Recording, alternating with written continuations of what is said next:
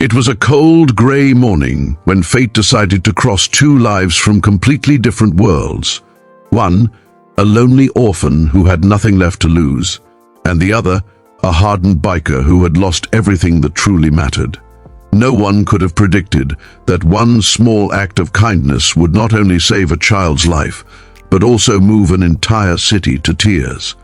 Before we begin, if you believe in kindness, second chances, and the power of one good deed to change lives, make sure to like this video, comment your thoughts, share it with your friends, and subscribe to the channel, because today's story will remind you that humanity still exists, sometimes in the most unexpected places. Ethan had grown up in an orphanage on the edge of the city, where the nights were colder than the bed sheets and the silence heavier than the walls.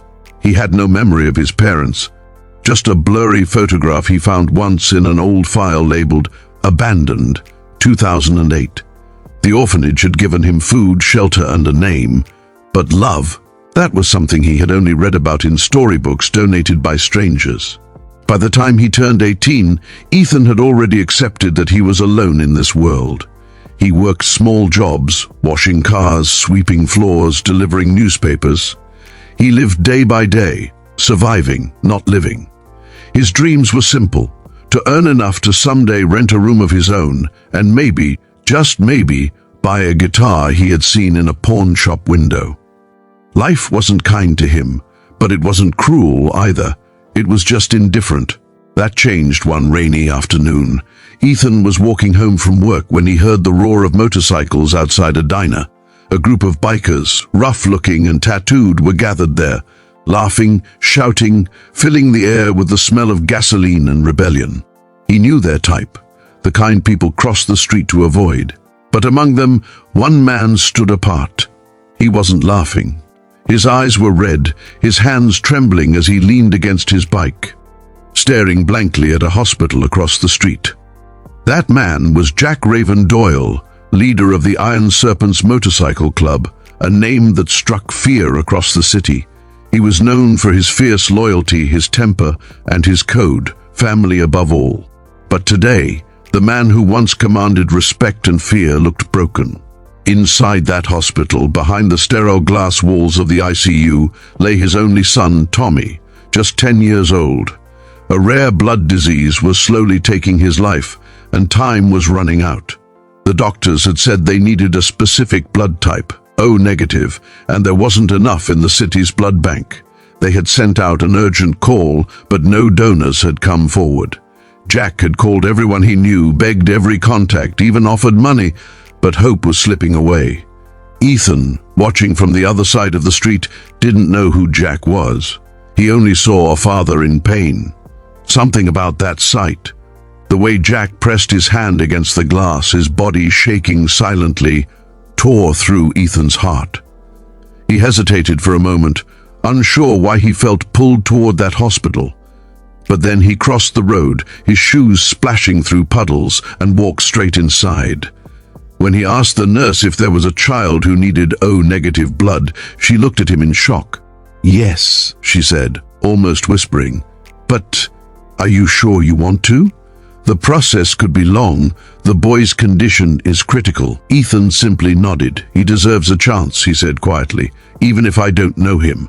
Within minutes, he was lying in a chair in the donor room, the IV connected to his arm. On the other side of the glass wall, he could see the small boy lying still in a hospital bed, machines beeping softly beside him. Jack stood by the window, tears filling his eyes as he watched the transfusion begin.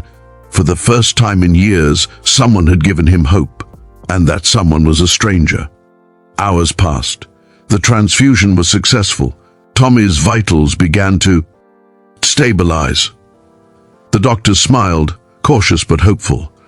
The boy was still weak, but his chances had improved dramatically. Jack rushed to the doctor, desperate for answers. "Is he going to make it?" he asked, his voice trembling. The doctor nodded slowly.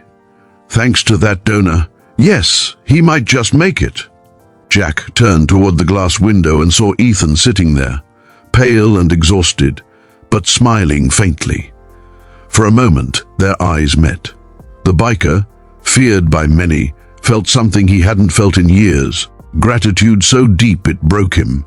He walked into the room, his heavy boots echoing against the floor. He didn't know what to say. Words felt too small for what he felt. Finally, he placed his hand on Ethan's shoulder and whispered, "You saved my boy." Ethan smiled weakly. "Just make sure he lives," he said, before his eyes closed and he fell asleep from exhaustion. When Ethan woke up hours later, Jack was sitting by his bed with a cup of coffee. The tough biker had tears in his eyes, tears he didn't bother to hide. "Kid," he said softly, "you don't even know me. Why did you do it?" Ethan shrugged, staring at the ceiling. "Because no one ever did it for me." That one sentence shattered something inside Jack. He learned that Ethan was an orphan, with no family, no support, no one waiting for him outside those hospital doors. And yet this boy, this stranger, had given his blood to save a child he'd never met. Jack couldn't walk away. He couldn't just say thank you and move on. Something deep inside him told him that his debt wasn't just about saving a life.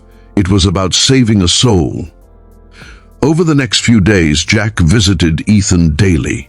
He brought food, new clothes, and when Ethan was discharged, he offered him a ride home.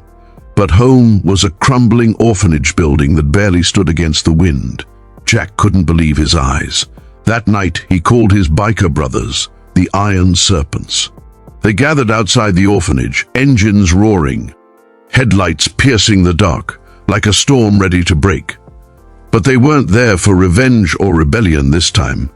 They were there for gratitude. They rebuilt the orphanage from the ground up.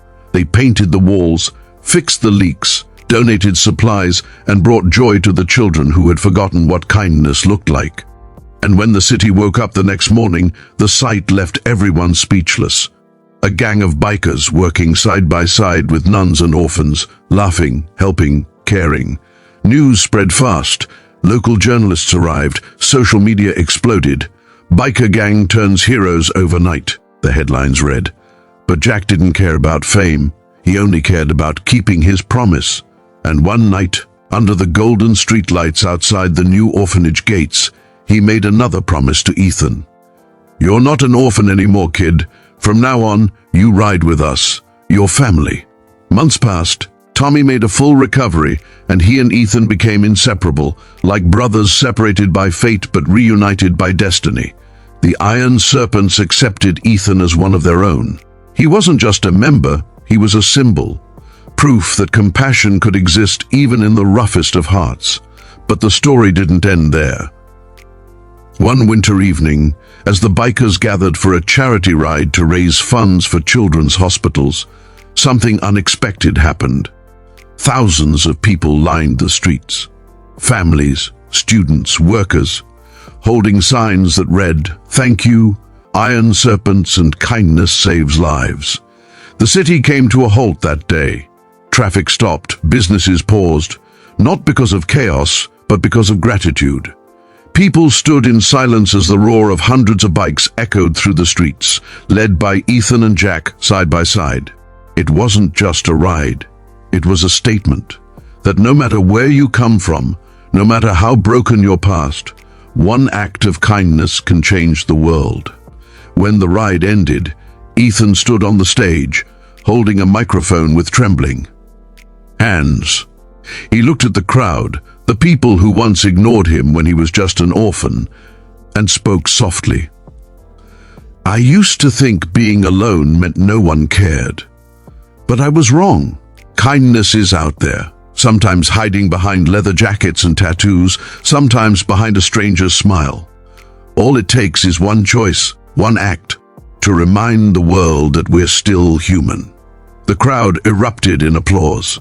Even Jack, the man once feared across the city, had tears in his eyes. He placed a hand on Ethan's shoulder and whispered, "You didn't just save my son, kid. You saved us all." If this story touched your heart, please like, share, and subscribe to the channel. It helps us keep bringing you stories that remind us all what truly matters: compassion, courage, and humanity. And before you go, comment below with these words: kindness still exists, because as long as people believe in that, the world will never run out of hope.